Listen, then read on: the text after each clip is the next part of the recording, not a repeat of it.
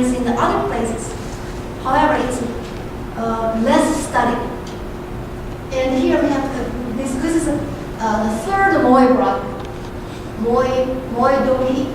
The third one in 1880s, his second brother brought his wife, his concubine. And this document was in 1912. In 1912, he brought his concubine here. Okay? His wife's name is Laoshi. And we produced together 9 children. Okay? So all this family have large size.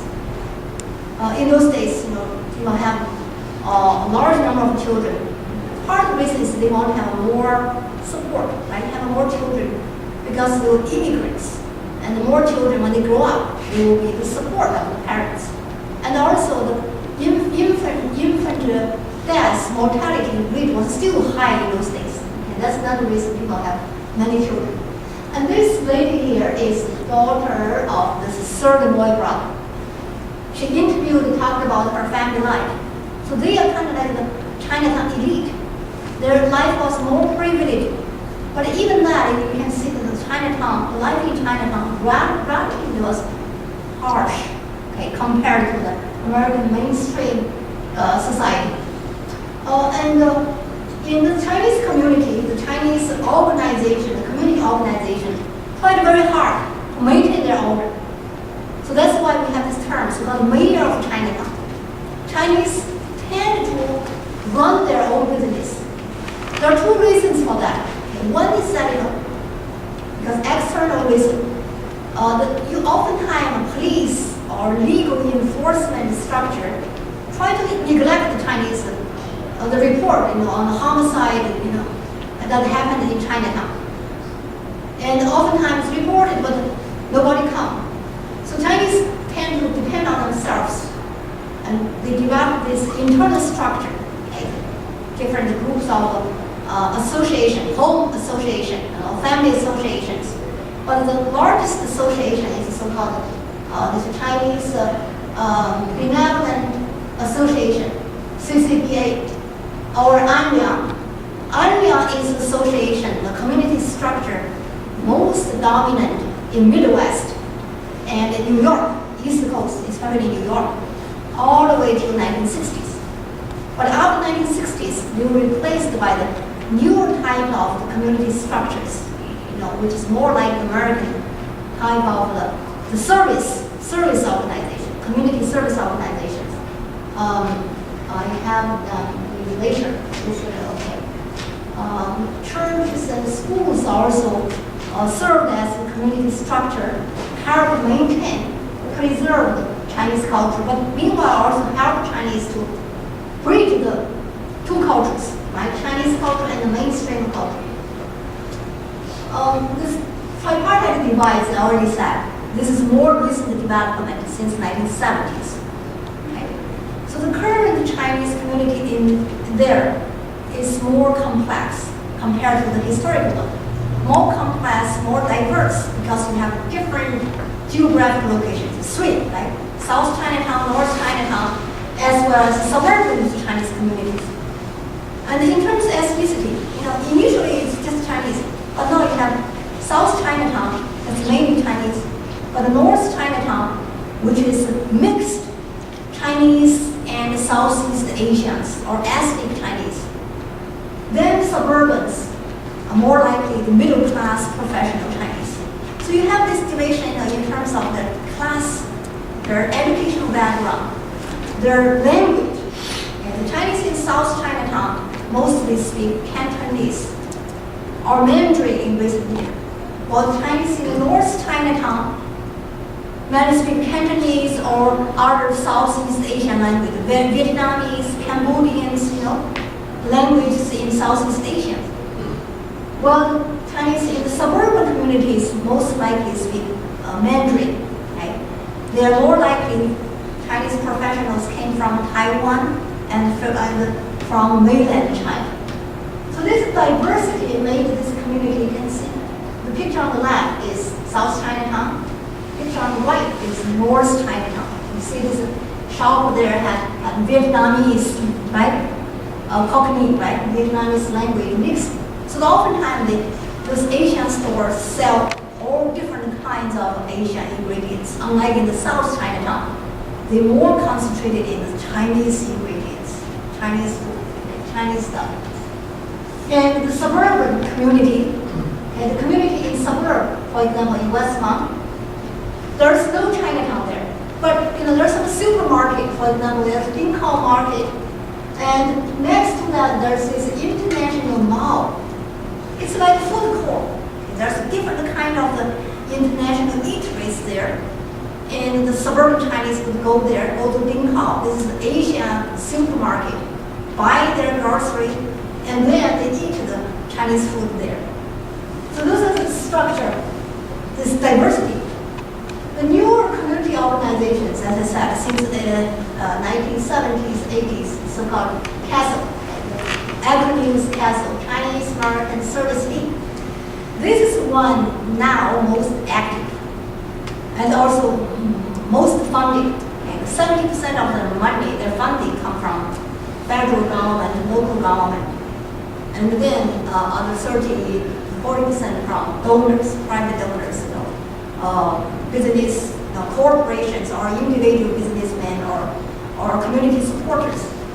So their operations very much like American community organization or like the social structure, department of family, what would we call it?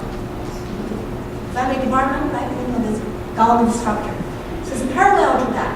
They have government funding and they have programs to have language class, English class, cooking class, to help the new immigrants get oriented, help them settle. And they also put housing in recent years. When I read these slides, I didn't have this house in the picture. But right now, the Chicago Chinatown, another new trait is that among this South Chinatown, there's a newer Chinatown emerged, so-called Chinatown Square. Okay, if you have a chance to go there, check it out. The South Chinatown Square is very different from what we see in this picture. Okay? This is what you see. Okay? We are facing, from this picture, we are facing south. This is this arch or gateway. The Chinatown Square is north of this. And this is a new area. It's a combined commercial, residential, and recreational area. There are a lot of Chinese condos, Chinese apartments there. And Chinese businesses in this structure, they call it Chinatown Square.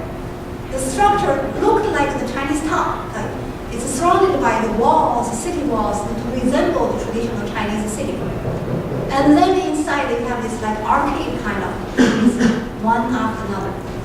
So you have this concentration of business in restaurants, grocery stores, doctor's office, association office, travel agencies, varieties of the business combined with recreation. In the center of the square is a large open space and a theater, stage for performance and the celebration of cultural events. So this is going to happen there, and this is community leaders.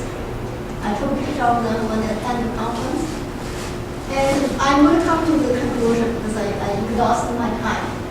And here, what I'm trying to explain or demonstrate is that the Chinese in Chicago have some unique traits. They're pretty clever, or they're practical because it's need of survival. They consciously avoided the racial conflicts. Okay, for example, there's racial riots, right, between African Americans and white Americans in 1990. A larger one, many people died. Involves deaths of 17 whites and more blacks. But the Chinese voluntarily dispersed initially, then moved to south part, the south side. So this is their strategy in order to protect themselves, protect their community and survive and further even thrive. And this Chinese, how did they survive? Chinese economies depend on the so-called niche economy. So which is economy? It's kind of like a void. You can see, it's an area which the mainstream population not really active actively engaged in. Okay, so many of them to grocery store or laundry. It's not Chinese men are born as a laundryman. Because those are the area of occupations white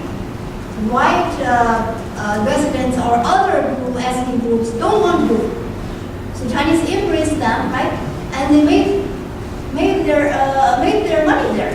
They succeeded. And the Chinese community survived because of this niche business, niche economy.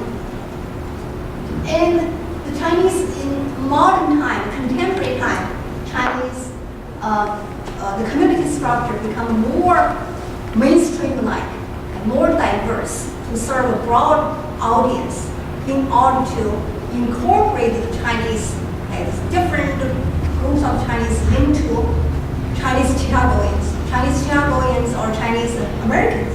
Okay? So they are trying to create a new ethnic identity as Chinese American Chicagoans. And the Chicago also, the history of Chinese further proves that Chicago is a great city. It has this dual personality. I call it dual personality. It's a hinterland, but it is also a port city, right? It is urban and also rural. The surrounding towns produce the agricultural produces, but they are processed and redistributed in Chicago. So it's urban and rural, right? It's a center that connected urban and rural, and connected this sophisticated cosmopolitan culture with heartland, all-hearted heartland, laid-back Midwestern culture. Okay. So this is my conclusion. Finally, if you're interested in that, and then I give some comparison between Chinese in Chicago and St. Louis. The similarities, they all have a niche economy, they all have dominance of Anyang, and they all have forced removal of the Chinatown. In St. Louis, they moved twice, and eventually there's no physical Chinatown. In Chicago, they moved once. Okay? The dissimilarity is that in Chicago, the economy is more developed. Okay? It was linked to transnational economy. The community model in Chicago is more complex, maybe because it's a port city, it's the largest city, right? It's the third largest city in the U.S. Arguable, people say it's fourth, but I think it's more like it's the third. And it's a hub of transportation, right? Air, water, air. But in St. Louis, since 1966, there's no physical Chinatown, no urban Chinatown. Even you can see, there's a lot of business on Olive Street, Olive Boulevard, but that doesn't qualify Chinatown. So I developed this theory describing Chinatown in St. Louis, or Chinese community in St. Louis as a cultural community. Okay, so this is not defined by this physical Chinatown, but defined by their cultural features. Okay, so-called cultural features is like church, community, Chinese language schools, community celebrations of Chinese New Year's and other cultural events. In those events you have to see lots of Chinese, give you a sense of Chinatown or Chinese community. But then when the event is over, they all gone, they dispersed in the suburb. And that is also typical in all the suburban communities across the country. So this cultural community model is still applicable. Okay. Thank you for your patience. If you have a question or if you want to communicate more with me or among yourselves, right? Please feel free. And also I want to remind the students, if you haven't signed your name, this gentleman here, Truman Wang, Truman has a notepad. Okay? You can put your name there. There are some freshmen. Please help yourself. Okay? And books, some of my books in display. Bookstore is offering 15% discount for Chinese in Chicago. If you feel you want to buy today, not ready, you want to explore more, there are some flyers provide discount if you contact the press. Okay, you get some discount. But if you buy today, I can't autograph it for you. That make it collectible.